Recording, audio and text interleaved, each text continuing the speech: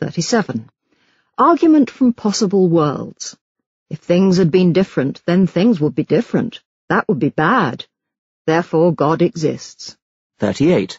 Argument from sheer will.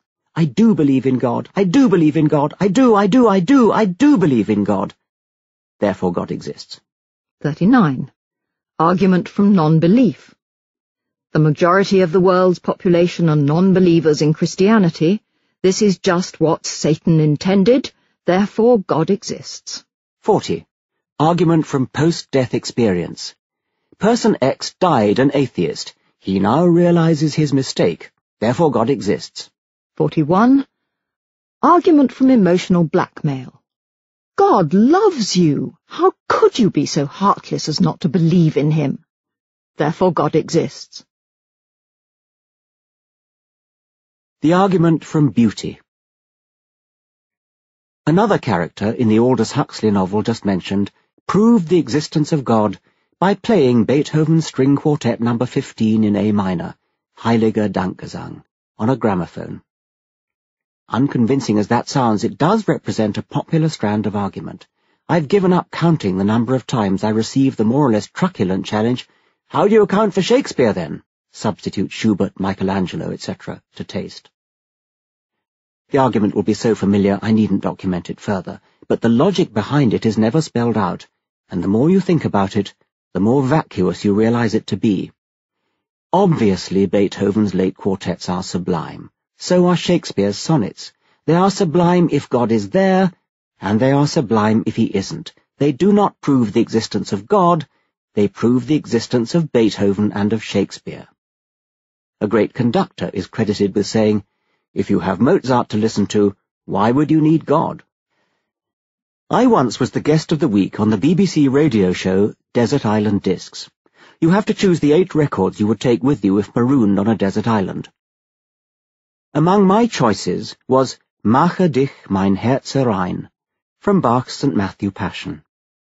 The interviewer was unable to understand how I could choose religious music without being religious. You might as well say, how can you enjoy Wuthering Heights when you know perfectly well that Cathy and Heathcliff never really existed? But there is an additional point that I might have made, and which needs to be made whenever religion is given credit for, say, the Sistine Chapel, or Raphael's Annunciation. Even great artists have to earn a living, and they will take commissions where they are to be had. I have no reason to doubt that Raphael and Michelangelo were Christians. It was pretty much the only option in their time, but the fact is almost incidental. Its enormous wealth had made the Church the dominant patron of the arts. If history had worked out differently, and Michelangelo had been commissioned to paint a ceiling for a giant museum of science, mightn't he have produced something at least as inspirational as the Sistine Chapel? How sad that we shall never hear Beethoven's Mesozoic Symphony, or Mozart's opera The Expanding Universe. And what a shame that we are deprived of Haydn's Evolution Oratorio. But that does not stop us from enjoying his creation. To approach the argument from the other side, what if, as my wife chillingly suggests to me, Shakespeare had been obliged to work to commission from the Church? We'd surely have lost Hamlet, King Lear, and Macbeth. And what would we have gained in return? Such stuff as dreams are made on? Dream on. If there is a logical argument linking the existence of great art to the existence of God, it is not spelled out by its proponents. It's simply assumed to be self-evident, which it most certainly is not. Maybe it is to be seen as yet another version of the argument from design. Schubert's musical brain is a wonder of improbability, even more so than the vertebrate eye. Or, more ignobly, perhaps it's a sort of jealousy of genius. How dare another human being make such beautiful music, poetry, art, when I can't? It must be God that did it. The argument from personal experience. One of the cleverer and more mature of my undergraduate contemporaries, who was deeply religious, went camping in the Scottish Isles. In the middle of the night, he and his girlfriend were woken in their tent by the voice of the devil, Satan himself. There could be no possible doubt. The voice was in every sense diabolical. My friend would never forget this horrifying experience, and it was one of the factors that later drove him to be ordained. My youthful self was impressed by his story, and I recounted it to a gathering of zoologists relaxing in the Rose and Crown Inn, Oxford. 2 of them happened to be experienced ornithologists, and they roared with laughter. "Manx shearwater!" they shouted in delighted chorus. One of them added that the diabolical shrieks and cackles of this species have earned it in various parts of the world and various languages the local nickname Devil Bird. Many people believe in God because they believe they have seen a vision of him, or of an angel or a virgin in blue with their own eyes, or he speaks to them inside their heads.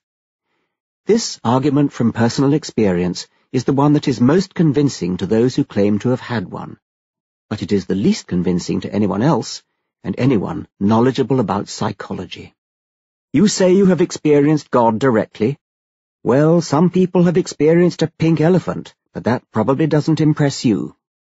Peter Sutcliffe, the Yorkshire Ripper, distinctly heard the voice of Jesus telling him to kill women, and he was locked up for life. George W. Bush says that God told him to invade Iraq. A pity God didn't vouchsafe him a revelation that there were no weapons of mass destruction. Individuals in asylums think they are Napoleon or Charlie Chaplin, or that the entire world is conspiring against them, or that they can broadcast their thoughts into other people's heads. We humour them, but don't take their internally revealed beliefs seriously, mostly because not many people share them. Religious experiences are different only in that the people who claim them are numerous.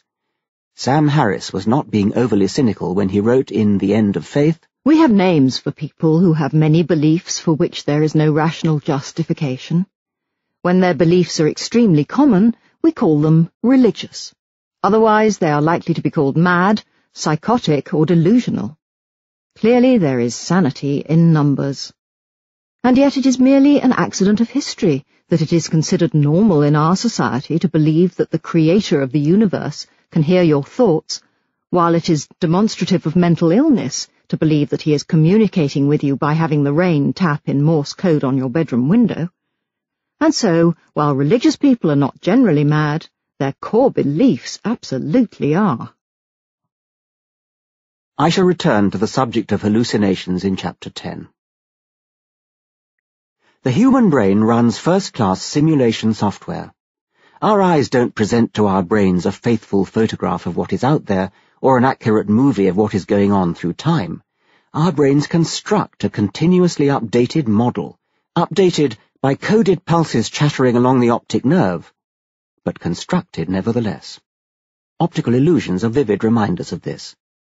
A major class of illusions, of which the Necker cube is an example, arise because the sense data that the brain receives are compatible with 2 alternative models of reality. The brain, having no basis for choosing between them, alternates, and we experience a series of flips from one internal model to the other. The picture we are looking at appears almost literally to flip over and become something else. The simulation software in the brain is especially adept at constructing faces and voices. I have on my windowsill a plastic mask of Einstein. When seen from the front, it looks like a solid face, not surprisingly. What is surprising is that when seen from behind, the hollow side, it also looks like a solid face, and our perception of it is very odd indeed. As the viewer moves around, the face seems to follow, and not in the weak, unconvincing sense that the Mona Lisa's eyes are said to follow you. The hollow mask really looks as though it is moving. People who haven't previously seen the illusion gasp with amazement. Even stranger, if the mask is mounted on a slowly rotating turntable, it appears to turn in the correct direction when you are looking at the solid side, but in the opposite direction when the hollow side comes into view. The result is that when you watch the transition from one side to the other, the coming side appears to eat the going side,